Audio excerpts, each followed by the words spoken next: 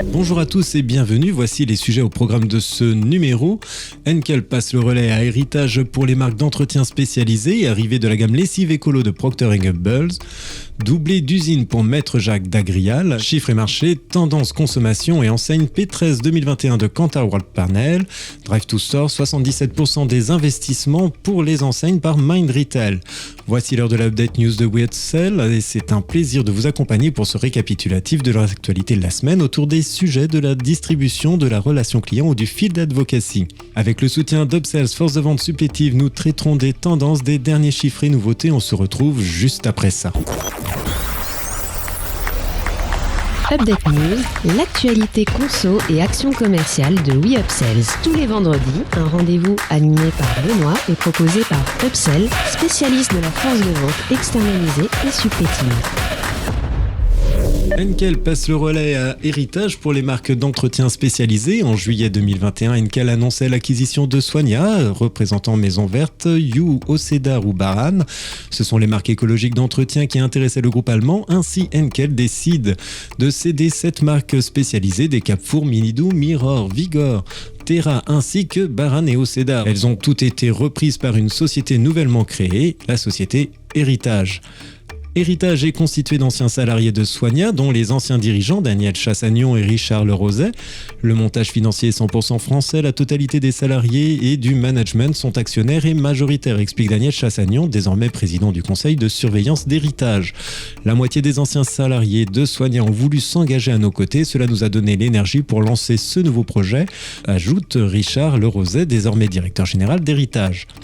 Le défi est de taille car les marchés de l'entretien spécialisé ont vu leurs ventes fortement baisser ces dernières années. Tous ensemble, ces marchés ont un niveau de pénétration de plus de 40%. Cela signifie que nous touchons 4 foyers sur 10 et ce n'est pas rien, souligne Daniel Chassagnon. L'objectif maintenant est d'appliquer la même recette pour toutes les marques d'Héritage et de multiplier leur chiffre d'affaires par 2.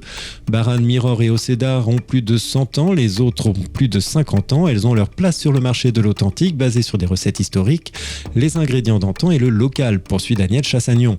Héritage a donc l'intention de concurrencer Briochin.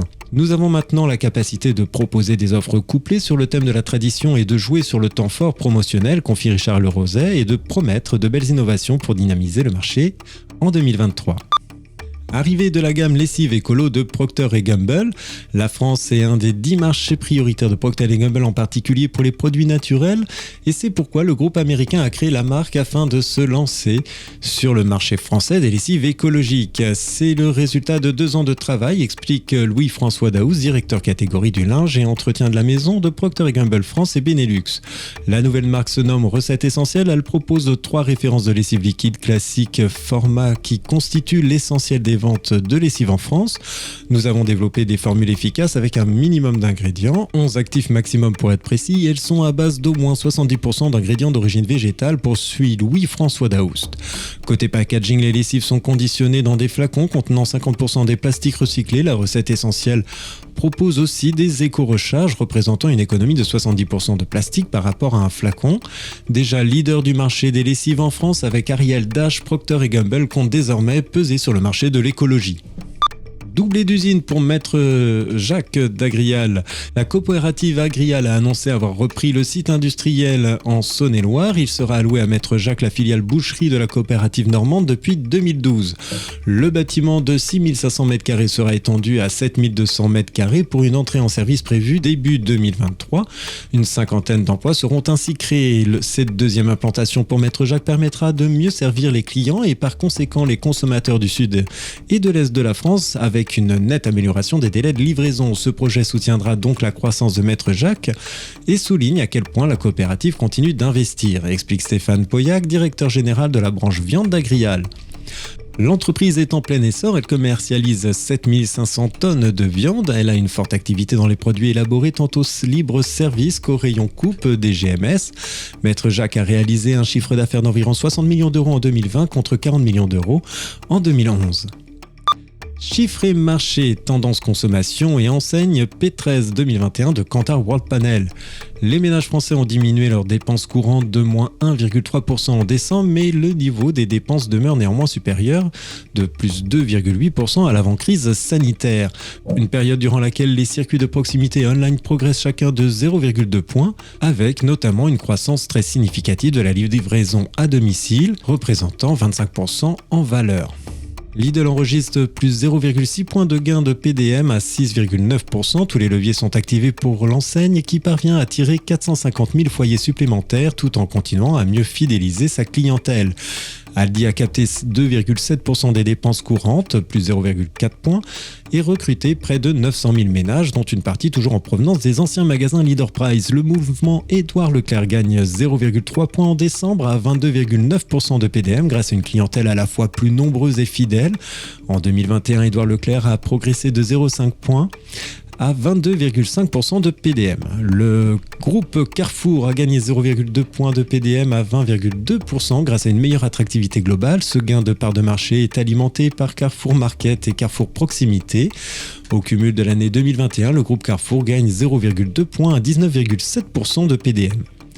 Le niveau de part de marché du groupement U progresse de 0,2 points et atteint 11,3% du fait d'une plus forte capacité de fidélisation. Au total, l'année 2021, U progresse de 0,3 points à 11,4% de PDM.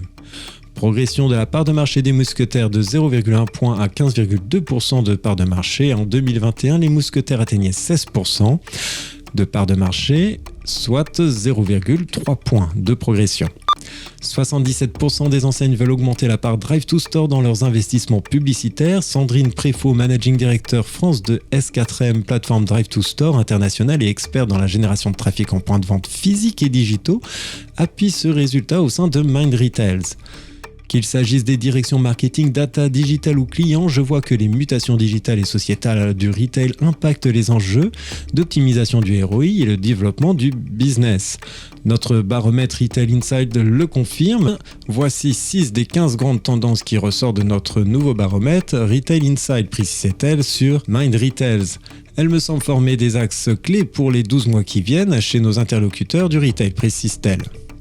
Nous relevons ici 3 points essentiels. Le magasin physique n'est pas mort. 37% des retailers comptent ouvrir de nouveaux magasins dans les 12 mois à venir contre 5% seulement qui veulent en fermer. Le Drive to Store, 77% des répondants veulent augmenter la part de Drive to Store dans leurs investissements publicitaires afin de mieux répondre aux enjeux du commerce unifié. Le display mobile est le levier de prédilection de 56% des répondants avec une efficacité prouvée en termes de génération de trafic et aussi de reach. Plus de détails sur le site de Mind Retail et le baromètre complet sur le site de S4M. Merci de votre écoute, nous nous retrouvons la semaine prochaine. En attendant, abonnez-vous à la chaîne et au podcast de WeUpsell pour ne manquer aucune actualité. Enfin, n'hésitez pas à commenter et à réagir sur les sujets. Les équipes d'Upsell et moi-même, nous vous souhaitons d'excellents moments à tous.